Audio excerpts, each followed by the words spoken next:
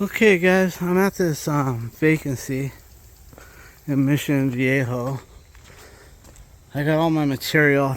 It's a single story. I got all my material out of the van and into here.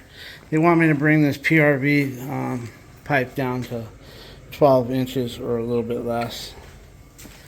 Then there's a lot of shit in here, and then over here, this is all our materials that we bought. So we got locks and angle stops. Alicia's over here. They're going to reglaze this tub or something. Hey Alicia, say hi. Good morning. Alicia's caulking this bathtub and around this here. They got a reglazer coming. And around the toilet here. And then in this bathroom. Here we're going to put a new kitchen faucet. Some angle stops are frozen. They want GFCI. Look guys, they want GFCIs in the kitchen, in the bathrooms. But the problem is this is aluminum wiring, and they don't make GFCIs that are compatible with aluminum wiring. So what you have to do is you have to use these saddles. Basically, you put a pigtail on your GFCI, and then you run it to this coupling. It's almost like a plumbing coupling. It's got two screws. And you put your copper into that coupling, and then over here, you put your aluminum over to there, and it separates the aluminum and the copper with some sort of metal. And you also put the jelly in it, the KY, and yeah, it helps oxidation. Then you put it in there. Now you can mix the aluminum, or you can mix the GFCI with the aluminum. But the problem is sometimes we don't have enough room in here with these smaller boxes to put the two, because you need two. You need the two saddles. They're blue. I'll show them to you. I have them on the truck. I keep them in case we ever run into it. But they're like a little blue plastic thing with two screws, like set screws. You put the copper on one side, the aluminum on the other side. Now you're safe. So we're going to do that. But instead, I bought a GFCI breaker. It's a General Electric panel, but square D's fit, I believe, in there. So with that being said, this is a GFCI breaker. So hopefully we can just find the circuit for that and just put it on a GFCI and not even have to screw with that. Then over here real quick, we gotta fix this bifold door. It's all screwed up, but we'll fix that. Over here, we need one pop-up drain and a bathtub spout and a few other things. So as we go through it, I'll give you, I'm not going to put you through watching me turn every nut and bolt. I'm just going to kind of show, unless we run into some problems, and then, you know, I'll put it on video how we solve the problem. All right, guys. All right, guys, we got that off. Alicia cleaned the threads, spotless, and I already dry fitted it. Everything looks like it's going to fit perfect. So I'm just going to put some plumber's tape and plumber's dope on both sides and put her in. And then Alicia will put some sealant around it. Nothing special to see here, so I'll just get it done. Hey guys, one thing I do point out is whenever I get, like, I had to put some more blue tape on there because it tightened up to about right here. So I need to get to here. Anyway, with that being said, I could get a little bit more out of the pipe. But I always put plumber's putty between the pipe and the wall. Like when I took this off, it didn't have nothing, silicone or anything. I prefer plumber's putty. New tub spout is installed correctly and it works great. Alicia's pouring water into the track as though simulating a shower. Now I want to go outside and see how it looks. By the way, this track is full of water, as you can see, just so you know. I'm going to go outside now. I'm outside here, and it is leaking like a sieve. So there it is. There's the problem right there. Water is going from the inside to there. Now we got to come up with a solution. Okay, guys, tub spout's in, like I said, and Alicia's caulking the window, and then she's going to caulk around the tub. She scraped out everything that she could. You can see over there where it really came out pretty good right there. But anyway, she went all the way around it. So that'll be done. And then this pop-up drain needs a little attention. It wants to work, but it's stiff. So we're either going to make it work or it's going to be replaced.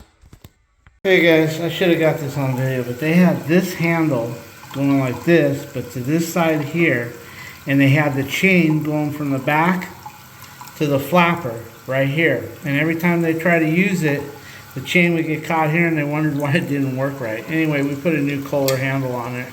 They started out, I don't know what this was, a universal or some sort, but we put a Kohler because it's Kohler. And it seems to be just fine. We're going to put a Fluid Master flapper and see how it goes. We'll get it all put together and see how it flushes. Well, Alicia got that all scraped out and new sealant. She really does a good job with that sealant, guys. I mean, look at that window. The sealant is smooth as glass on the tub as well. She's getting this toilet all fixed up here, adjusting the chain. We'll see how that works.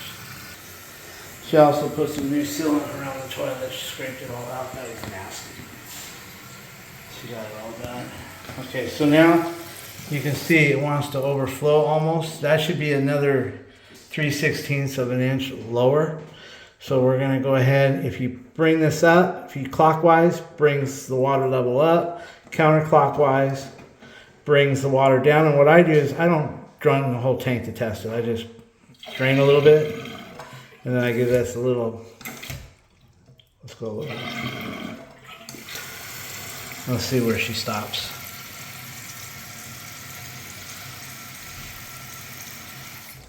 That's good. I'm going to give it a little more, a little bit more.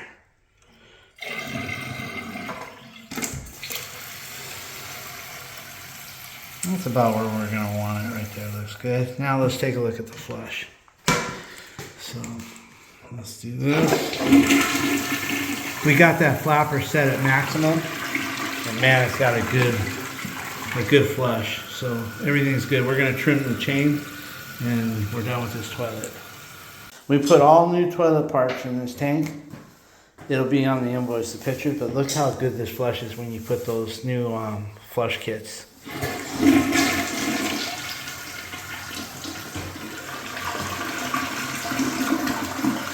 This flushes amazing, better than before. Went through all 3 of your valves manually. The timer was off because you had no power going to the outlet. Alicia found a little short and she repaired it. Now we're going to reset that timer.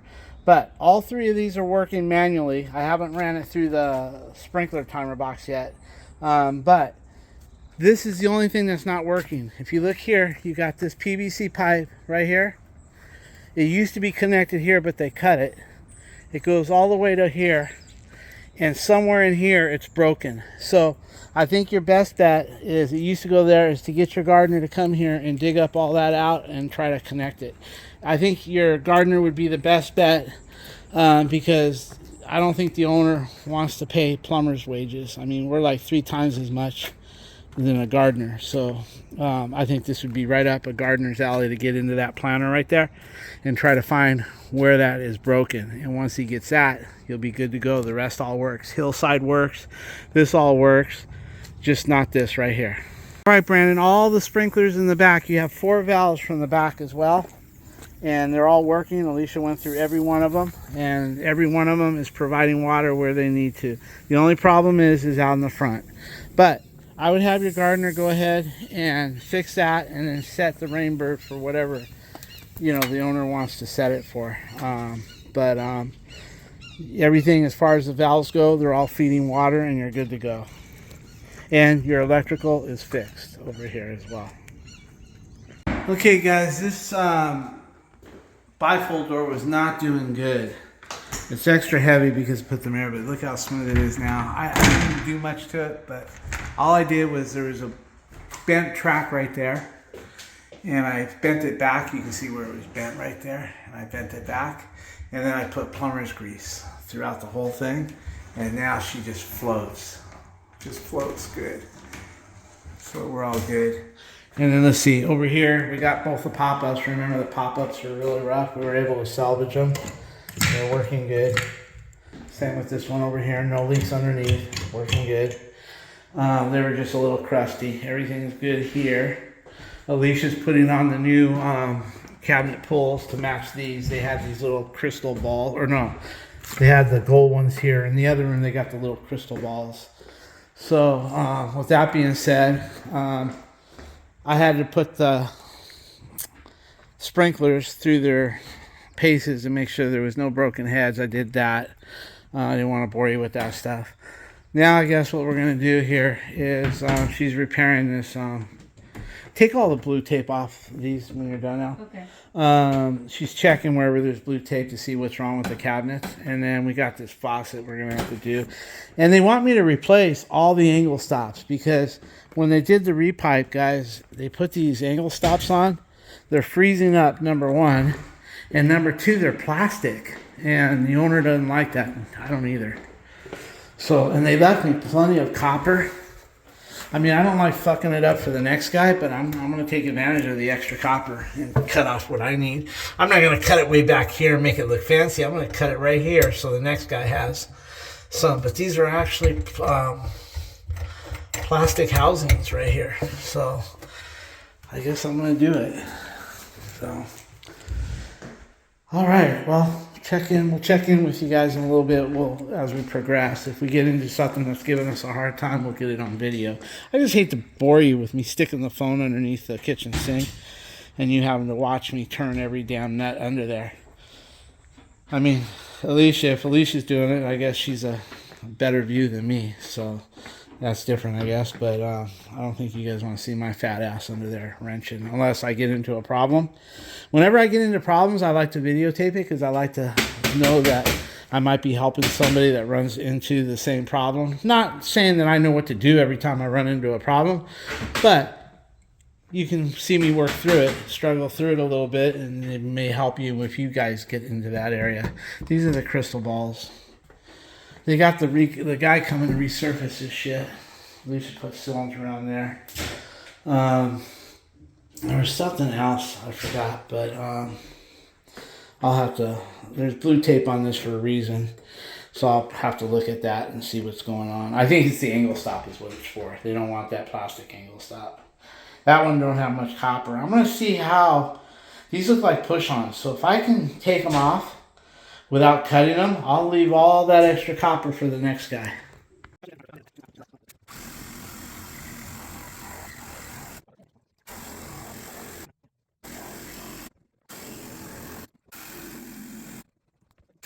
I was trying to get the most get my monies out of it. So, I'm trying to get every penny out of this thing, but anyway. So, now we'll just see if we can knock that thing in the center out. And turn it to the left then. Let me get the pair left. of pliers. Maybe you can just hold it with that plastic tool and I'll spin it. Okay. Yeah, you have this mess. Alright guys, we're just going to see what we got here. That's what it looks like inside there. I think that nut is unfroze now because it's spinning. Let's just see. Leave it for now. The vibration did it. Yeah. That gray tool fits good under there. I'm going to put the phone down and see if I can spin it on top. Okay, I got it. Oh, it's turning now, huh? It broke it loose. See guys, by cutting it up here, it relieved the pressure. Now we got it off. So, alright, well, this is what we're putting in. We're putting in this American Standard. Okay guys, let me show them. See this ring? This ring screws down and fastens to the under part of the deck of the sink. And then you put 3 screws in it right here, and then it pushes against the sink. So you get this as tight as possible, whatever you can get it, like that. And then the 3 screws press right on that washer, like that, and with the rubber in there. And this is basically will cinch it right up. So we'll do that right now. Okay guys, I was on the phone with Vinny, so I didn't get no video, but what she does is she runs everything through there, and if you're not going to use this plate, well, whether you use the plate or not, it comes with a plate if you're going to use it, but you use this O-ring right here. And guys, if your O-rings keep falling out, there's a good way to keep your O-rings in. You take a little plumber's grease and you wipe it on the O-ring, and then you put the O-ring in, and the plumber's grease will help hold it in. It makes it a little sticky. They also make a paste for O-rings that makes it real sticky, and it'll hold it in place for you. I find that I have good luck with just plumber's grease. It sucks it in there, and it keeps it there for the most part. We're not using it today, but you can use it. But I am going to buy some of that O-ring shit, because it really does help. When you need it, you need it. So then what happens, what goes next is, this is the part I wanted to show you. Are you talking about this guy right here? No, that's plumber's grease. Yeah, no, I have some O-ring shit for something else. That's plumber's grease too. Okay. Anyway, you put a little plumber's grease on there, O-ring shit, and it'll hold it in there. But this is what you put first. When you get it underneath the sink, you put the rubber first, like that. Hold up. The sink goes here, of course. Yeah, the sink, and then you got this washer. And then you screw this sucker as tight as you can. You don't need to put a wrench in it. You just get it finger tight, and then you put these 3 screws, and man, it'll suck that faucet right down without. And I mean, I keep these on the truck left and right because I just like installing them. You know, they're easy to install. All right, we'll get this done, and we'll give you another look. Okay, guys, Alicia put a little plumber's grease on the O-ring, and it just went like a magnet. It just sucked right up in there. And now when you're messing with it, it doesn't come out on you. So American Standard is supposed to be the front. So, and you can try to clean that stain a little bit more with some cleaner stuff that I have. But for right now, I'm going to put this down so I can hold it for her. Okay, guys, we were just going to cut, since there was a lot of copper on these angle stops, we were just going to cut them. But we figured, why? Leave some copper for the next guy. So she figured out how they come off. I've never seen these before. Basically, explain what you had to do to get it off. Well, the way you see it is just... First of all, they're push-ons, right? Right. Okay. We bought push-ons, too. It's just like that on the wall. Okay. Of course, it goes on the pipe. Right. So all you do is release this clip right here. In fact, you can hit. You pull the clip out. Mm-hmm. I'll have to even get you a tool to help you remove the rest of them. Well, yeah, I just... Anyway, you remove that clip, guys. Both sides like this, and it pops out just like that, see? The clip. And then to remove it, the angle stop, then what? And you start... Well, you push this forward, right? You push. That's why the retainer clip's on there. Right. With the retainer clip, this won't move. But with the retainer clip gone, this moves back. Yes, see? you push it forward this way and you pull it out. Yeah, so watch. See the movement in this right here? Another one. See, it's like that with a retainer clip, without the retainer clip, and then you pull it off. So she's going to... And we got lucky. Everything is 3/8 water supply. So just to give you an example. Then what we're going to do is we don't know if the last guy cleaned the pipes, so we're going to take our rigid thing and make sure that we have, chafed the pipe. We want to make sure the pipe is chafed, mostly on the outside, so we don't fuck up our O-rings when we use the our push-ons. These Brasscraft push-ons I've been using. Yeah, just let it do it.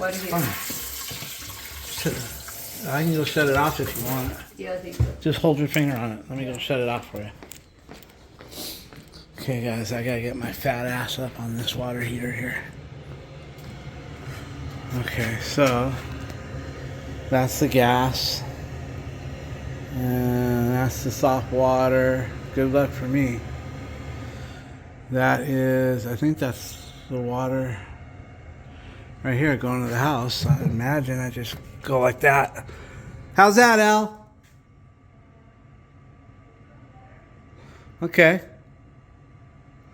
That's water. You got it? Cool. I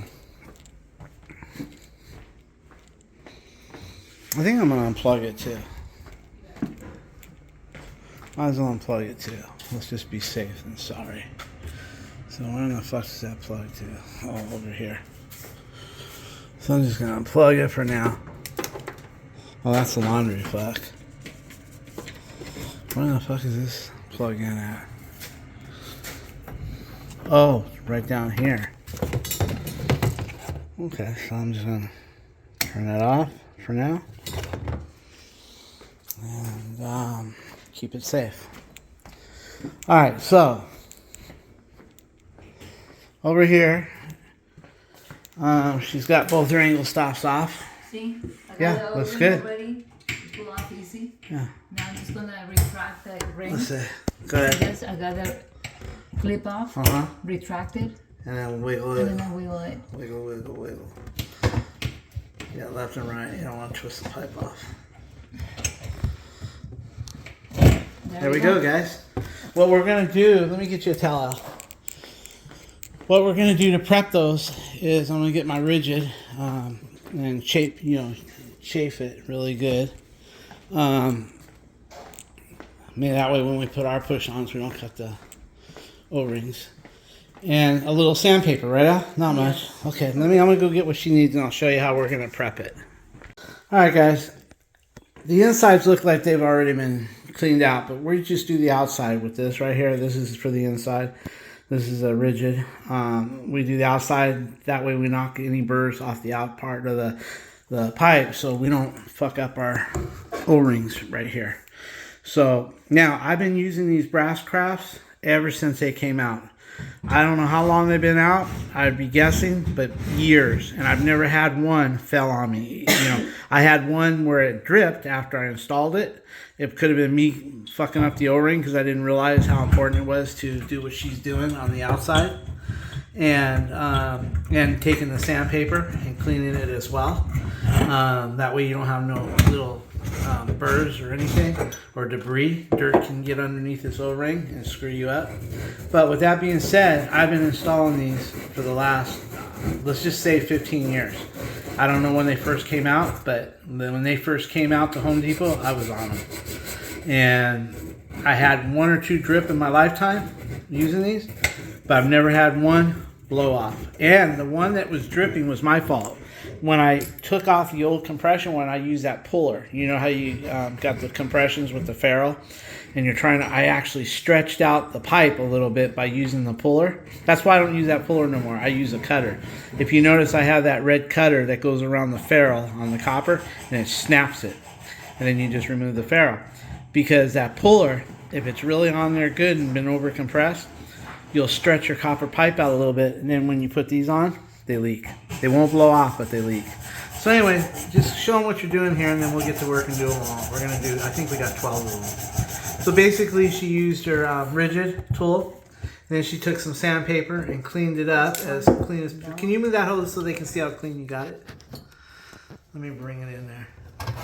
So there it is, all cleaned. And now, when you show them how one pushes on, you don't remove this gray tube right here. You don't remove, this is on shark bites, you don't remove the white. The white goes on the inside, and the gray goes on the outside. And you don't need to pull these out. And these will fit PVC, CP, PVC, PEX, you name it. They fit in most, all of it. And then when she puts it on, she gives it a little torque left and right. And we don't need to measure it. We know how these are supposed to fit. Well, if the pipe is steady. Yeah, if the pipe, you don't have to worry about it. Right, if the pipe is steady, you can feel it hit the bottom. You can feel it bottom out. Show them where it bottoms out.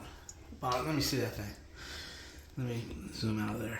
It bottoms out right where her finger is. And you can feel it. And you can, if you've never done it before, then mark your pipes. Yeah. But if you do this all the time and this is your trade, then you don't need to mark them. You know what you got. Same with a Pro Press. We don't mark our Pro Presses. We know what we got unless it has no stop on it. If it has no stop, then we measure. When a coupling has no stop and we're sliding it left and right to get it where we want it, then we mark them. But if they have a stop, we don't mark them. So once those go on, they will swivel. They go on like that, and then they will swivel left and right. So anyway, let's see what they look like on. Okay, so basically, now watch, you can turn them left or right. They don't, that way if you want to line your hose up, like if your hose wants For instance, this one right here, see how it comes down? Yeah, see how it comes down? You don't have to try to bend the hose to get it on the angle stop. You can turn the angle stop. It just is on a slip. It's almost like a shark bite. Same thing as a shark bite. You can turn it. Okay. All right, guys, we're going to get this done and we'll check back in. One thing I forgot, guys, is sometimes your pipe is loose in the wall and you can't push them in. say you try to push it in and the pipe isn't strapped in the wall and the pipe goes in, what then you do is get a pair of needle nose vice grips and clamp onto that copper pipe right at the wall, and that'll keep your pipe from pushing in. And you can put a little plumber's grease on the pipe just to make it go a little bit smoother. I don't use anything unless I really need it. So, all right, she's gonna get that done over there, and she's good to go. Okay, guys, I'm gonna turn on the water. This is everything. This is all the valves. I think there's like 12 of them or something, 10 of them. She's got those off, so I'm gonna go turn on the water. I turned the hot water on, hot and cold side, and I turned off the hose bibs that I had open. Turned on the irrigation. I had that off just because it was backflowing or something. I don't know. So everything's ready to go on. We'll go real light and just fill the lines real slow. I just barely crack it until that sound goes away. Once that noise goes away, I know the lines are under pressure, and then I can open it up the rest of the way. But I'll start checking for leaks as it goes. There's a lot of air in the lines, probably. So let's go over here and open this up a little bit. Oh, that's open already. Okay, we'll just let the lines fill, and then we'll go from there. I don't like to shock the lines, so I did drain everything, so it should take a few. As long as you hear that noise in the pipe of the water rushing through it, then you want to leave it like this. Now I might give it just a little more. Like that. And then this pipe will quiet down and you know you're good. This has all been pro-pressed. All this has been pro-pressed. Now I know people, oh well, you know, you solder, okay. Soldering for me is like, you know, I don't solder all that often. I get a little sloppy because I like to put extra to make sure it's good. So I make a mess out of shit. But pro-press, man, no cleaning, no fuss, no muss. Just cut everything, piece it together, dry fit it. Once you got it, let that thing start crimping and you're good to go. Even all that's been pro-pressed down there. That's been soldered right here. Some things I solder too. Sometimes I solder some of it and I pro-press. If it's going to get a lot of tension or like it's got a mill fitting on it here, I prefer soldering. That way you can crank down on it and you don't have to worry. Let's see. I must have, the toilets must be filling. I almost tripped on that curb there. I fell off the fucking ladder the other day. I was washing my fan, and I fell off the 5th step it was. And rolled my ankle. And well, no wonder it wasn't filling up.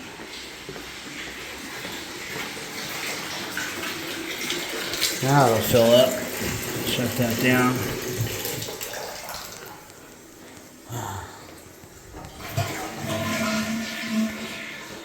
Everything's looking good. I don't hear no water rushing. I hear some more water. Is that the kitchen water? Yeah, she's washing her now. Alright, let's open it up all the way. Then we'll go check for leaks, guys. Go real slow. Real slow. That's her using the kitchen water. Alright, let's see if any of these valves are leaking. You gotta let the air get out of there before you can find it. Sometimes you can listen for air.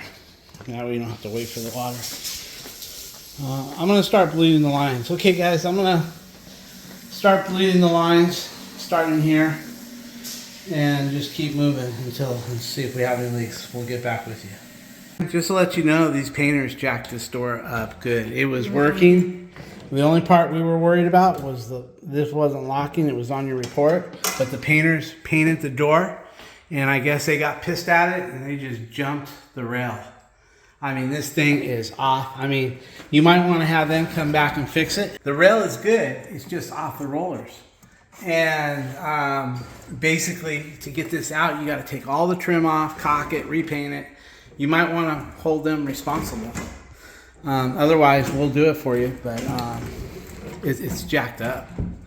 And you can see how they tried to get it all the way over to paint it. And you can tell that they did paint it. But you can tell up here how they jammed it all up.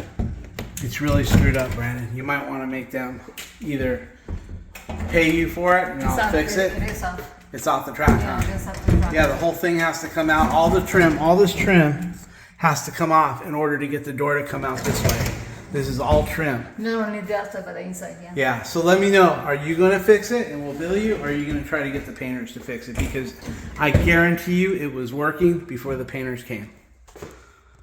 I also found that sprinkler head that's also, so it's two things. Water is leaking in the track when they take a shower, and this sprinkler head is hitting right here. You can see the water dripping right off your window right here and onto the screen right here. So two issues. Water going in at the shower and on the sprinkler head. I'm going to adjust this sprinkler head.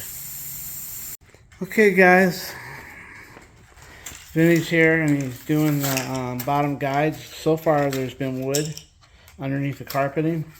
They put these wood strips that sometimes, so you don't have to drill with your concrete drill and go straight down with the plugs. Show them the plugs we use, Vinny. If we have to go into the concrete, we love these plugs right here. Those green ones. These are really nice. They work great. You just drill them out and you put those in, and then you don't have to worry about that wood coming loose or anything like that. But they put the wood, so we're going to roll with it. Vinny put the mirror up, got it nice and level, and he put his light fixture up. The resurfacing guy's coming today. We checked all the angle stops from yesterday, and nothing's leaking. Then he put the light fixture over here. Also, straightened out this track right here. And boy, I put some plumber's grease and it really worked out good. I don't like these mirrors on here. This is a liability waiting to happen. Put the new light fixture. Fixed up all the pop-ups. Are nice and smooth now, as you can see. Easy. They were just crusty. So, there we go. Other than that, got the new toe spout on. Everything's good there. New angle stops. Alright guys, well, we're going to do a few more things. Over at the gate, where the gate was coming loose over here, we were able to tighten up the butterfly screw. And then he put some Loctite adhesive around the stucco to keep it waterproof. Right here. And then what I did, I got a little, see, Vinny tightened all that up and put the stuff. What I did is I got a little crafty. You can see the big gap here, and it didn't want to close all the way.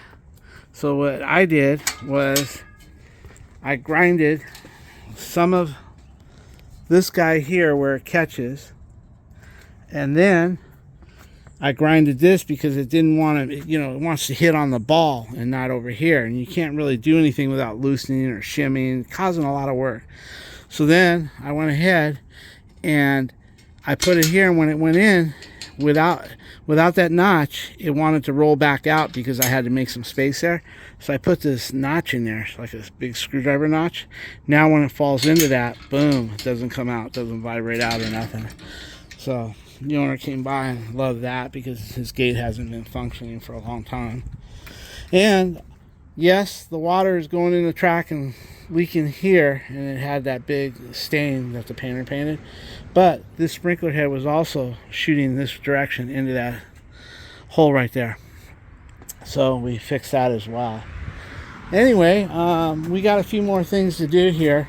We got some ceiling tiles they want us to replace. We bought an 8-pack. That's all we're going to do. We counted 6. We'll do 8. We got the package right here, and they're wanting some of these replaced. I guess the 8 worst ones, or maybe even leave a couple, but some of this stuff here they want redone. They might have to send a painter. And the painter, like I showed you guys yesterday, the painter screwed this door up, and they've called him and he's not answering. So I guess before I leave, this is my last day here, so before I leave here, I'm going to try to fix it. But there's always liability trying to fix it. There's 3 ways to fix it. If it's a track problem, then you cut this drywall open here and you put a new track in and new rollers. If it's just jump the track and it's in the front, they're easy to jump back on. If they're in the back like this one is, it's jumped in the back, it's hard to get that one in. And then when you try to get it in, you break the rollers sometimes. So then if you break the rollers, now the door has to come out. If the track is good, but the roller's broken, then you got to take this trim off, this flat trim right here. Take it off upper and bottom, and then this door will close, and you'll have a little gap. When you remove this trim, you'll have a little gap between the door and here, and just enough to bring this door outward, and then unhook it and change your rollers, and then put it back, and then put all this trim back. So anyway, I think I'm going to look into that before we go, because they're just going to call me back when the painters don't respond. All right, guys, we'll check in a little bit later. Okay, guys, the painter came, and he said, it's not my problem. Not his problem. He said he didn't do it. He don't know why he's even here looking at it. So we're gonna fix it. So we tried first just to jump the rollers, and it's easy to do when you're there, but when it's in front. But in the back it was hard. We tried sticking a ruler in there and tried to jump it up, but then we noticed that the roller was out of whack. So now we're taking it out. And the way you take out a pocket door is that the rollers, see, pretend my hands are the rollers. If the rollers go up and in this way, then you move it on this side. If the rollers go up and in on this side, then you roll it out that way. So because the rollers go in and they're linked like that into the track right there, like my finger, now what you need to do is take it out towards the bathroom side. That way, when you get the door out, you can swing it like this and lift up and unhook. Then when you put it back, you put it up in there and then tap it in, and it'll hang on that track and down. So because the rollers are facing that way, whatever way the rollers are facing, the door's got to come out the same way. So Vinny is taking his blade and he's cutting the paint all the way down, and then he got his putty knife and loosened it. And we could just go around with a putty knife and loosen it, but he's using his multi-tool just to cut the nails, because we don't want to have to go chase down new trim if we break it. And it's easier to caulk the old stuff and paint it because it's already painted. So he's just going to pry it away as he gets gaps, and he's going to cut the nails with his multi-tool to make it a more easier thing. And then once that is, then we'll bring this door and we'll bring it out like that and get it off the track and see what we need to do. Meanwhile, while he's doing that, Vinny, you want ear protection? Yes, I love some. Okay, I'll get it for you. Yeah, listen to him. He's doing it without it. Let me get him some ear protection, guys. So anyway, we got all the locks changed, and we buy the smart key lock. With the smart key lock, you can key the key all the same. You can buy keys that are key to like. The smart key, you're able to, for instance, they want 4 keys. They always want 4 keys. We were able to match this lock and that lock, only 2 matches, and the other 2 we couldn't match, so that gives us 4 keys. So we match this one and this one, which gives us 4 keys. Then I take those keys and I use the smart lock technology, and I rekey that one and I rekey that one to the 4 keys. So anyway, let's give Vinny his ear protection here. Here you go, son.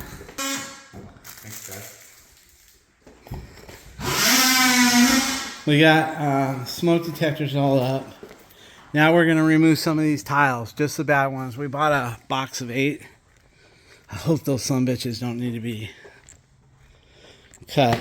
Then for here, like I told you yesterday, we don't want to put a GFCI in there because there's not enough room to put the GFCI plus the proper wire nuts that you can put aluminum and copper together. So we're going to use the breakers that are out there are GE. So we got GE right here, but we also bought, as you remember yesterday when I was showing you, I also have Square D. You can intermix square D, what's in that box, with GE. I'll show you when we'll open this one up in a little while, and we'll compare it. And you'll see it's the same shape, same everything, hopefully. Oh guys, I screwed up. I had to go somewhere, and Vinny got the door back on, changed the rollers. Now, I want to show you this, guys. These walls are so fucked up. If you look at the door, how it tucks in nice there, and it's sticking out there, you have to pick a side. Do you want it to look nice when it's open, or do you want to let it look nice, or do you want it to look nice when it's closed? You gotta pick one. Well, everybody usually picks when the door is closed, because if you have this kind of a gap when the door is closed and you're using the shithole, then people can see in. So everybody wants this. So you have to adjust these rollers, but look how nice it fits when it gets over here. This is because the walls are off. See here? Nice. Perfect. But of course, when you open it over here, it's a little bit off. That's because this jamb is off. Everything's moved. And but as you can see, look how nice it rolls too. All brand new rollers. I wish I would have been here, but I had to go. And this lock really works good. He's got that lock all lined up. So everything's going good. So track is old, but all the rollers are good. So we'll wipe this down. The painter is coming, and he said I don't have to worry about any of this. He'll caulk it and paint it. All right, guys. We're gonna go mess with that breaker next. So we'll go see how that does over there. All right, guys. Vinny was comparing the General Electric breaker to the Square D, and as you can see, there is all this part is good. The only part that's different is this part right here. So obviously this is much needed room right here. So we're gonna go with the General Electric one, but this would get you out of a pinch. Everything else on that lines up. It just takes up a little bit more room in the box, and we did check it in the box. It would go, but it's got very narrow passage. So we're gonna send that one back to Amazon, and we're gonna use this General Electric right here. Okay, guys. I'll try not to crack some jokes. I always crack some jokes, and then somebody says, "For God's sake, stay away from electrical. You're gonna kill somebody." Anyway, what we're doing is we isolated the two circuits. One in the kitchen that needs a GFCI, and then not this bathroom, but the hall bathroom needs a GFCI. So we found the two circuits. One is right here, and the other one's here. And then, so we're going to take those two wires off, and we're going to put this GFCI. There's two holes, one here and one here. And this will now protect those two circuits, and we don't have to worry trying to put a GFCI that's not compatible with aluminum. See, these GFCIs, I can't find any that are compatible with aluminum, so you have to put these little modules, little connectors inside the box. But these boxes are so small that by the time you put those little connectors in there, you have no room for the GFCI. In fact, it's almost impossible just to get the GFCI in, because it's like a junction box with all those wires. So anyway, what he's got here is we have the main off, and we tested it with our tester. And sometimes put a little lubricant on it, Vinny. Let's put a little, no, not that. Let's just put a little the electrolysis grease for the electrical, and it'll slide right on. Okay? Okay. And plus you can clean them. Get some plumber's tape and clean the prongs, and it'll slide right on. Okay, guys, he's going to take plumber's tape right here, sandpaper, and he's going to clean these prongs really good, like this, up and bottom. And that way you get all the corrosion off of them, and they'll be like really smooth. And then we'll put a little of that electrical grease, and just like that. And then there, and we're good to go. That thing will slip right on. All right, I'm going to let him clean that up, and we'll get back to him. Okay, guys, he cleaned it all up. A little lubrication, it went right on. I was inside the house. He's got his ground wire right here going to his neutrals right above the house ground. And now he's going to bring these two wires down into place. Then we can turn the power on and we can test it. If you have a GFCI tester, we go in there and plug it in and we hit it and that breaker should pop. Basically what's happening is we've got two circuits, one on the GFCI and the other one on the GFCI breaker, that breaker that we installed. So basically we got two circuits on it, but it kept tripping. So Vinny took one wire off and it still trips, so he put that wire back on and he took the other one off and it doesn't trip no more. So something on that particular circuit is tripping that breaker. So we wired it back to the old breaker, and you know, it supplies power and you got power everywhere, but it says, what did it say? No ground? Yeah, no, like a missing hot. Okay. Yeah, anyway, it wasn't an open neutral. It was just a no grounding. So basically what we have to do is we have to identify every outlet with this tape on that circuit and go through each and every one of them until we find the outlet that's giving us problems, and there's probably going to be a loose ground or something in there. Alright, well, we'll let you know when we find it. Okay guys, when we found the short, it was a outlet. Basically these homes over here, all they have is aluminum wire. They have your hot, your neutral, and one solid aluminum wire with no insulation, just like Romex. It is Romex, the old Romex. But somebody added additional grounds. They went through the attic and they wrapped green ground wires to each outlet through the attic. Well, Vinny found one that was compromised, and he made a repair and put a new aluminum rated outlet. And now what we're going to do is put that wire back onto this breaker and see if it holds without tripping. Okay guys, he ran in to the house before I set the breaker and see if he hears anything. Ready to go, Vin?